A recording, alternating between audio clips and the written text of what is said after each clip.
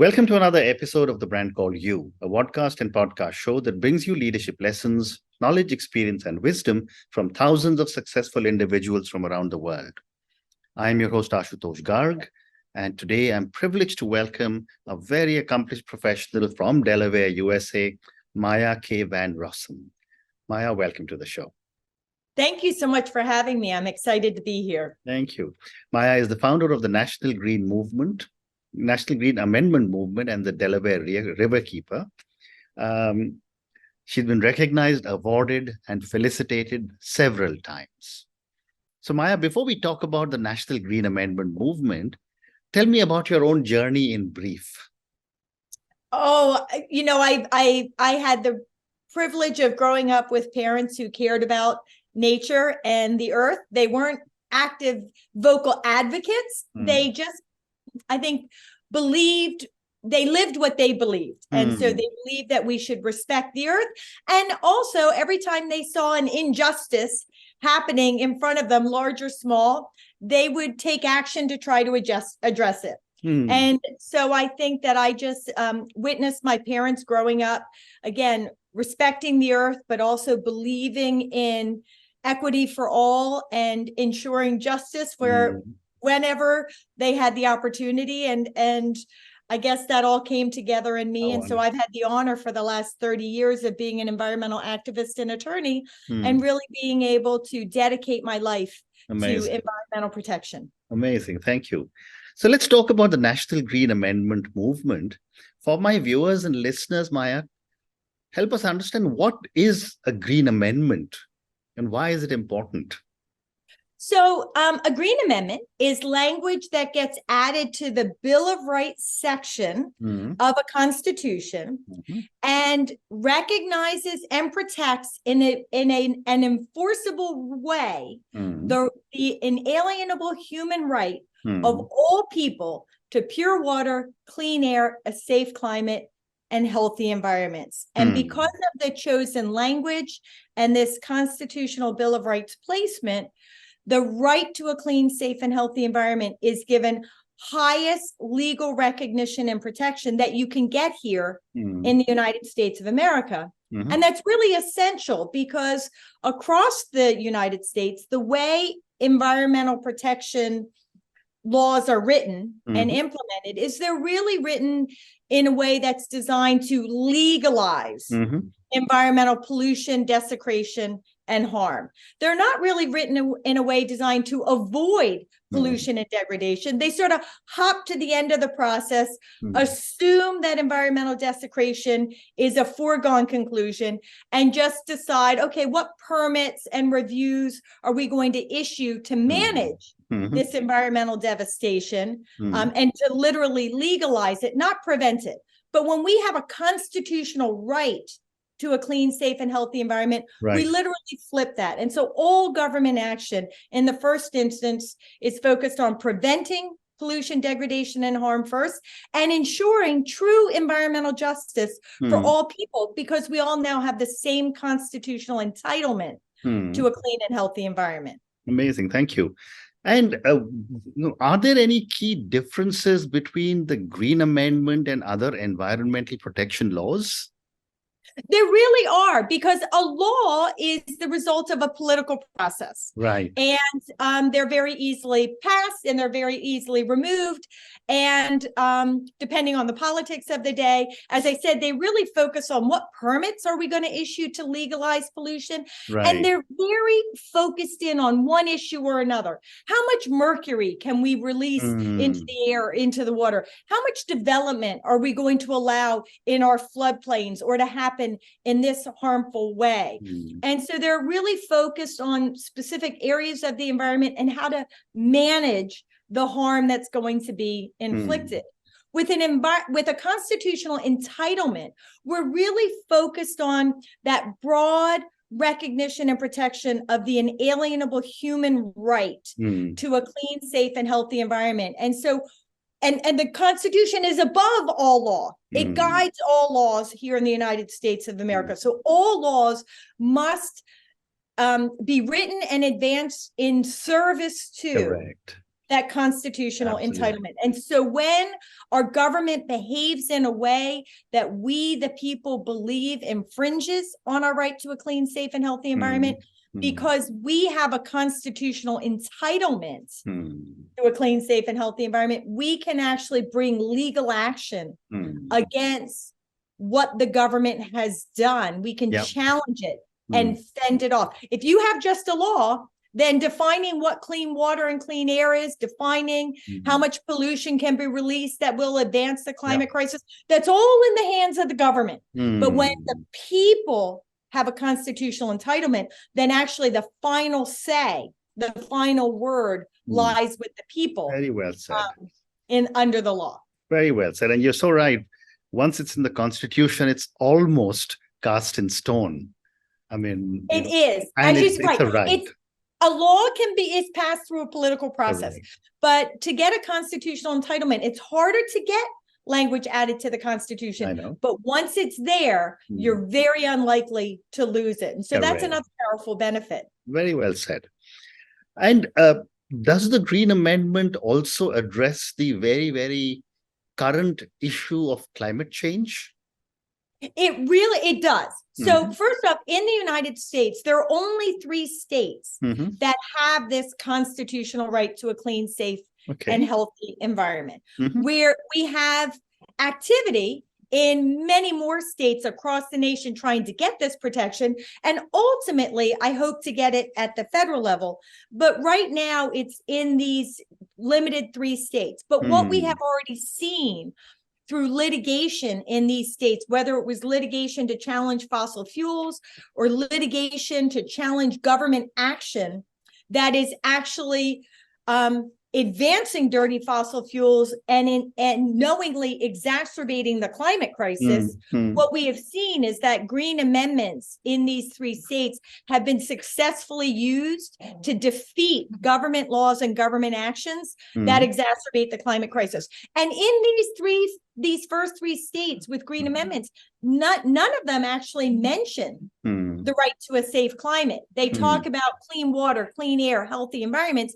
And so through our legal work, we've made clear to the courts that those environmental rights include a safe climate. But in the other 15 states where we have green amendment proposals, the right to a safe climate is actually explicitly mentioned in the language. So it's going to be even more clear that a safe climate is a constitutional entitlement when these green amendments get passed and enforced. Well said. Well said.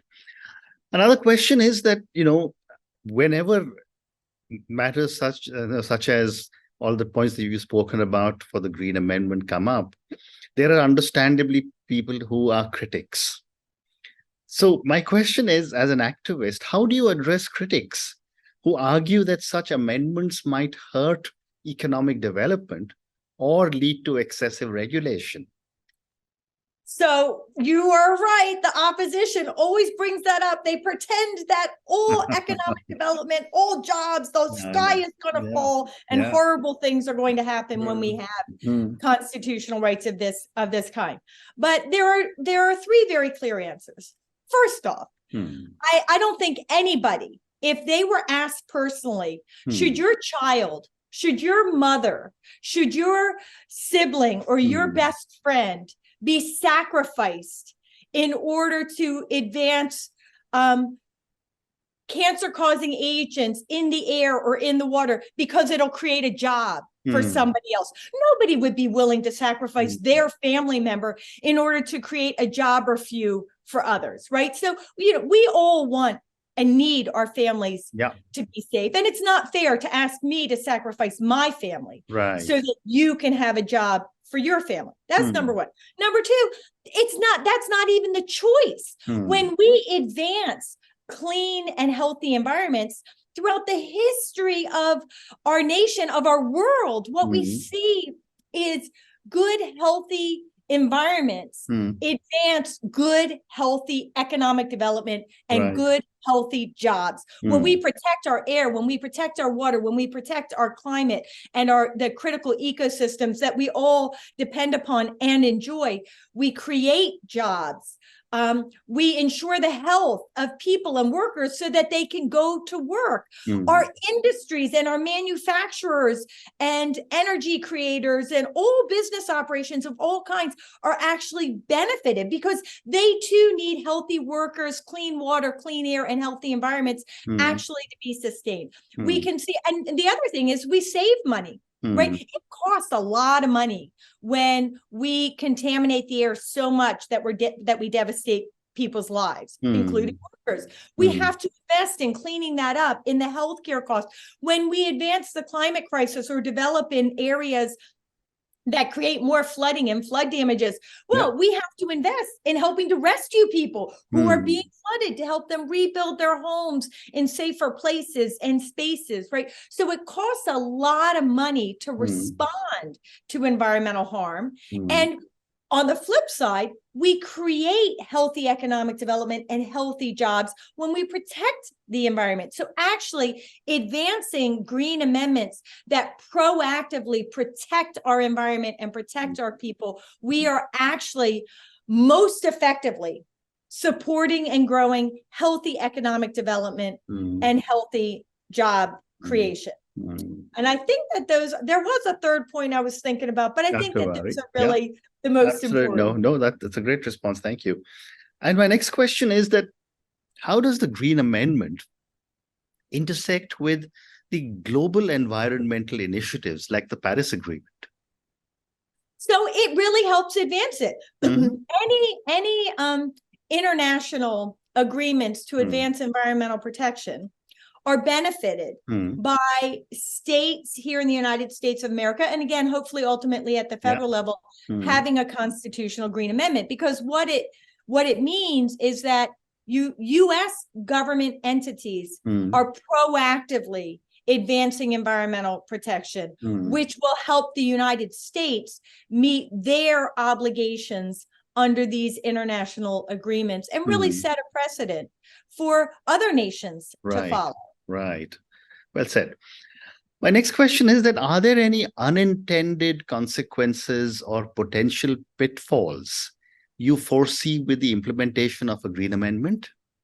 So it's really interesting. All the arguments against the green amendment in every state, they're all the same. And we have good answers to all of them. Amazing. But within the last year and a half, I've been hearing a lot from the from the opposition saying that a green amendment is going to have unintended consequences, those two words. But they never define what unintended consequences are. Correct. So you're sort of left to your imagination. Well, to me, we have seen many consequences, intended and unintended, from green amendments. We have cleaned up our water. We have cleaned up our air. We have secured action to clean up toxic sites. We have defeated inappropriate advancement of dirty fossil fuels and helped to advance good government action to better address the climate crisis. So the only consequences, intended or unintended, that I have seen are positive and proactive.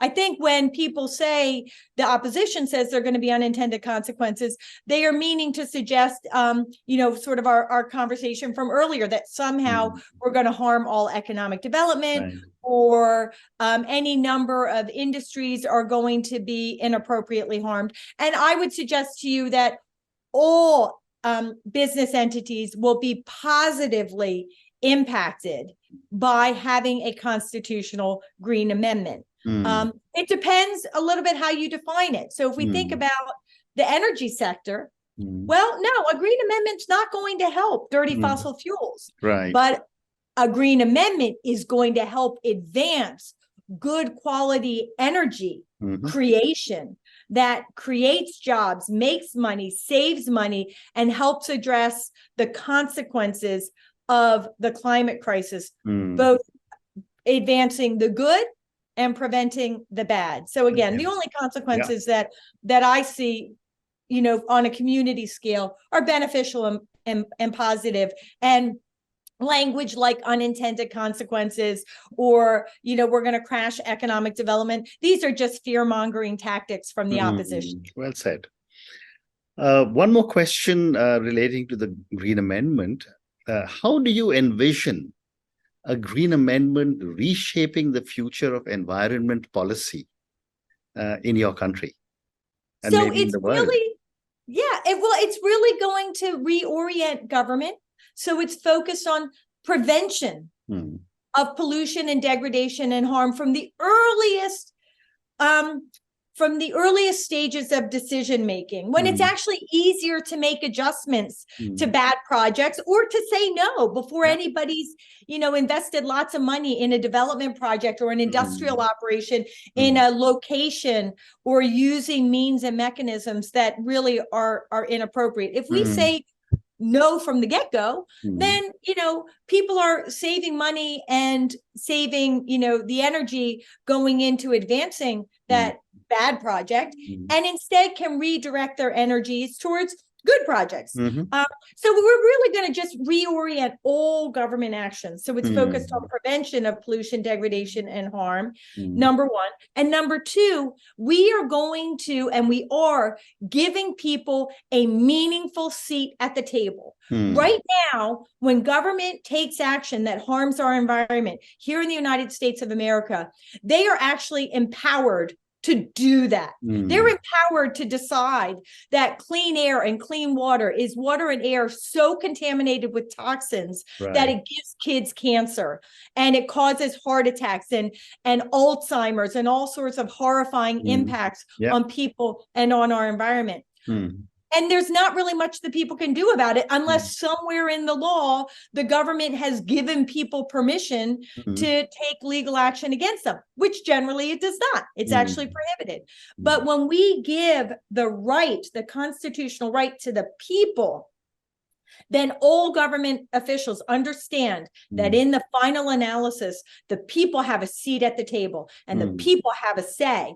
And so government officials are going to, one, be less inclined to make bad decisions. But number two, when they do sacrifice people, communities, and the environment, we, the people, are going to be able to take action to try to prevent that devastating harm. And I think that, this constitutional Green Amendment movement here in the United States of America does have a message worldwide, because for most nations, even while, most nations around the world or countries around the world increasingly are recognizing the importance of environmental rights within their countries, they suffer the same kind of problems that we have here in the United States of America. There's lots of good language about the importance of environmental rights, but when it actually comes to legal protection, the laws fundamentally fail us.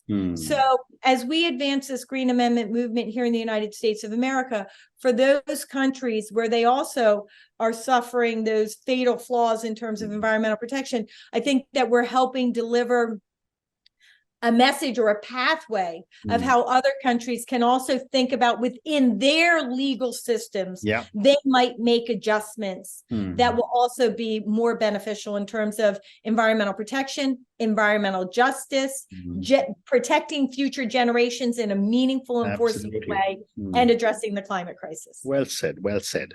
So Maya, I'm going to now move to a few questions about your role as a Delaware Riverkeeper.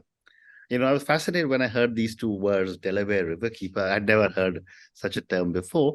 But can you explain to me the role and mission of the Delaware Riverkeeper Network and your role as the Riverkeeper?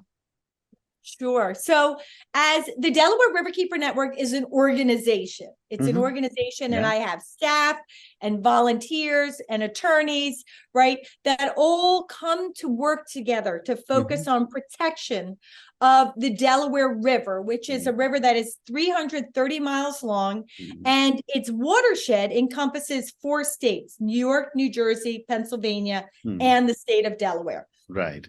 And everything we do is focused on challenging the bad things that could harm the Delaware River, any of its tributaries, or its watershed, because the health of the Delaware River is dictated by the health of its tributaries and its watershed. Correct. But I, as the Delaware Riverkeeper, am the person honored with the obligation of being the voice of the Delaware River, and really embodying this idea that all people need to take personal responsibility for the natural ecosystems that they are a part of, right? Because of course, our rivers, our streams, our forests, our wildlife, they don't have a voice in our human world unless we give them a voice. So the idea of the Riverkeeper is to really proactively live and demonstrate that obligation that we as people have, which is to give nature a voice in our human world, but more than a voice, give them a champion, right? That will fight for them and make sure that their needs are not just heard and understood, but are given the highest priority in the decision-making process. So as a Delaware Riverkeeper, I have the honor of bearing the role of being the voice of the river, but of course, being the voice of a river as long as the Delaware, with a watershed that as large as the Delaware, that's not the job of one person. And so that's why we have the Delaware Riverkeeper Network. Yeah, well said. And of course, the river runs through, as you said, 4 different states. So therefore, you need buy-in of all the people who are contributing to the Delaware River. But my question next is that how has climate change impacted the Delaware River ecosystem, and what adaptation and mitigation strategies are being pursued to address these? So, for the entire 30 years that I've been the Delaware Riverkeeper, I and my organization have been bringing forth the importance of addressing the climate crisis from a positive, proactive way. It has only been, in more recent years, frankly, that government officials have started to take the ramifications of the climate crisis on the Delaware River seriously. Before then, it was a lot of yammering and rhetoric, but not much meaningful action. So we're starting to see change on that front. The way the Delaware River is being primarily impacted, right, is, of course, we are seeing that warming climate that is impacting the wildlife, the aquatic life that live in the river. We're seeing changes in the vegetation and the ecosystems that are essential for the wildlife and the people, right, and the aquatic life of our region. We are seeing a lot more flooding and flood damages because the rain is falling more frequently at greater volumes, right, and with greater intensity over portions of the Delaware River watershed. And so communities are really experiencing more frequently the ravages of flooding and flood damages. Unfortunately, while we do hear government officials speaking more seriously about the importance of addressing the climate crisis proactively, when we actually see decisions being made, they continue to avoid properly addressing the climate crisis. So there's been an effort for decades to continue to deepen the Delaware River through its main navigation channel through dredging. And at the Delaware Riverkeeper Network, we have been advocating that dredging in and of itself is harmful for the ecosystems and the health of the Delaware River. But when you combine that with the rising sea level caused by the climate crisis, we are having even more significant ramifications, including we are moving the salt that is coming up from the ocean further and further up the Delaware River, which is threatening drinking water supplies, as well as species on the brink of extinction, like the Delaware River's genetically unique population of Atlantic sturgeon. And so we hear them mention the climate crisis, but we don't actually see it in decision-making in big projects like that. So we continue to have to advocate for that. When we do see actions and decisions being made and advancing in response to the climate crisis, particularly the rising floodwaters and flood damages, all too often what we are seeing and hearing is, let's build another dam, let's build another levee. Dams, levees, those kinds of structures are very harmful to a river ecosystem, number one. And number two, they really encourage people to continue to build closer and closer to our waterways in these areas that are prone to flooding and flood damages. So we are actually, by creating those kinds of structures, we are harming the river and the ecosystem, but we are bringing more and more people into the path of harm when those structures fail. And they will fail. I mean, dams and levees are not designed to protect all flooding and flood damages. Absolutely. They are designed to protect floods up to a certain level, and that level will be exceeded. Yeah. And when that level is exceeded, all the communities that are downstream or neighboring will be decimated. Correct. So it's really bad strategy, but that is what we continue to see. And so at the Delaware Riverkeeper Network, we continue to deliver the same message. If you're trying to address flooding and flood damages, there is one best solution. And that is move people out of the floodplain, out of the path of harm, up to higher ground, give nature the space it needs, give the river the space it needs, so that when the floodwaters rise, it can spread out, one, not harming anybody, but two, also get the beautiful benefits of entering into a floodplain area filled with native vegetation, which helps water quality, which helps ecosystem health. It provides so many wonderful benefits to a healthy river. And when we have a healthy river, we have healthy communities. Absolutely. So that's the kind of responsive action at the Delaware Riverkeeper Network we advocate for. And unfortunately, we continue to have to advocate against dams and levees and those kinds of structures, and still press for the nature-based solution that makes the most sense for river and the people. Amazing. And Maya, on that note, I just want to say thank you so much for speaking to me. Thank you for talking to me about your own journey. Thank you for talking to me about the National Green Amendment. I think I learned many, many new things from you on the National Green Amendment. I do see a book behind you, which is for the National Green Amendment, I'm sure. Thank you for speaking to me about the Delaware Riverkeeper. I mean, I had no idea that there was such an organization that existed, and I'm sure this is there all over America. But rivers are the lifeline for every society in every community in the world. And I'm sure listening to you today, many, many more people may get motivated to have similar organizations to protect their own rivers. Thank you for speaking to me, and good luck to you. Thank you so much. I really appreciate it. And really, when I became the Delaware Riverkeeper, there were only a few of us. I know. But there are now river keepers, water keepers, bay keepers, in across the US, but also in other countries around the world. So I love that you're encouraging people to get involved with, taking that personal responsibility for their waterways. Thank you. Thank you again. Thank you for listening to the Brand Called You videocast and podcast, a platform that brings you knowledge, experience, and wisdom of hundreds of successful individuals from around the world. Do visit our website www.tbcy.in to watch and listen to the stories of many more individuals. You can also follow us on YouTube, Facebook, Instagram, and Twitter. Just search for the Brand Called You.